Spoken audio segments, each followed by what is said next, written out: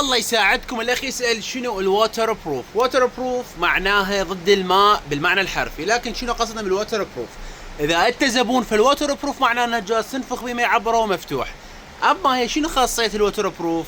الووتر بروف هو كالاتي: هذا جهاز ايفون مفسخ، يجي سيليكون على الاطراف بالكامل، سيليكون على الاطراف بالكامل. خليني اوضح لكم اياه. سيليكون على الاطراف هنا، شوفوا هاي المكانات، هو ما راح يبين بالتصوير هنا، لكن هنا سيليكون. خل افلس الجهاز. سيليكون يصير عندك هنا على الاطراف، هذا السما سيليكون. هذا السيليكون يقفل لك الجهاز من كل مكان، لا يطب له هواء ولا يطلع منه هواء، واذا تخليه بالمي ما عليه اي مشكله.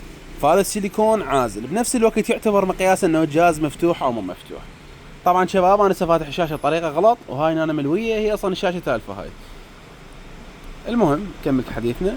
فالووتر بروف انه شنو هذا؟ شوف هاي السيليكون، هاي بقايا السيليكون، هاي هي الووتر بروف. هاي بقايا السيليكون، شوفوا هذا السيليكون شلون دا يمرد بيدي، هاي بقايا الووتر بروف.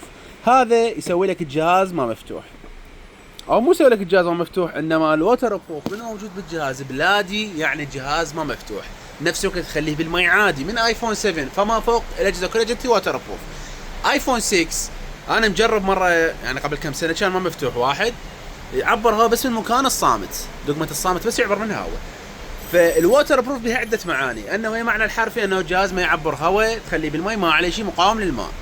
الووتر بروف عند جماعتنا انه الجهاز ما مفتوح، يقول له شوف نفخ به ما يعبر هواء، فهذا الجهاز ما مفتوح. اما الووتر بروف ما تقدر تميزه بين الاصلي مال الشركه وبين اللي يخلوه جماعتنا العصاره اللي يحطوا لك اياها حتى ما يعبر هواء. فالاجهزه بالسوق يقول لك يا يبيع لك يا ووتر بروف ما مفتوح، هو الجهاز مفتوح حاط له سيليكون ما يبين مفتوح.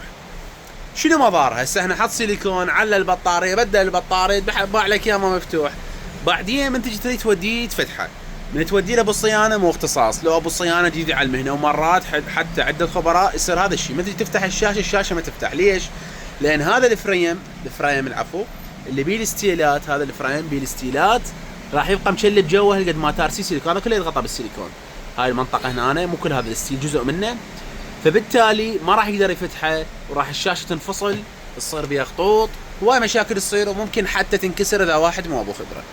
فمقصد كلامي يا شباب انه الووتر بروف بالاجهزه اللي يسووه جماعتنا كلش في مشكله، يعني ما انصح احد يسوي. تريد الجهاز ما يطب بالكاميرات تراب، خلي السيليكون من هالمنطقه لهالمنطقه لهالمنطقه، سيليكون قليل كلش حتى ما يعبر لك تراب، ومن هنا لهنا لهنا يعني يعتبر زايد، لو تخلي بس هنا من فوق كافي. المهم الفكره من كلامي انه هذا هو الووتر بروف بالمعنى الدارج، معنى المحلات، ومعناه هو اصلا الشركه ليش مسويته.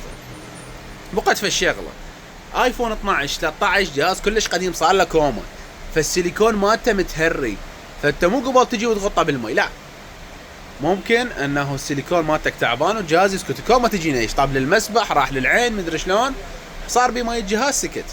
فاذا تريد تشيك جيب هاي انفخ بيه. وعندك شغله ثانيه، من تطلع باب السيم كارت اكو سيليكون صغير يصير باب السيم كارت، هسه اراويكم اياه حتى تكون الفكره واضحه عندكم. باب السيم كارت قلت لكم عليها هذا 14 برو ماكس، خلينا نسوي تيست. هذا 14 برو ماكس جيت نفخت بيه ما يعبر هواء.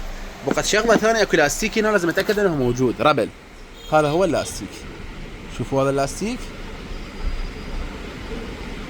هذا اللاستيك شوفوا شلون دا يتمطى. هذا اللاستيك اذا مضروب، اذا اللاستيك هذا مضروب او ما موجود، فالجهاز ما راح يطب له مي من هنا. في مال الله. عليكم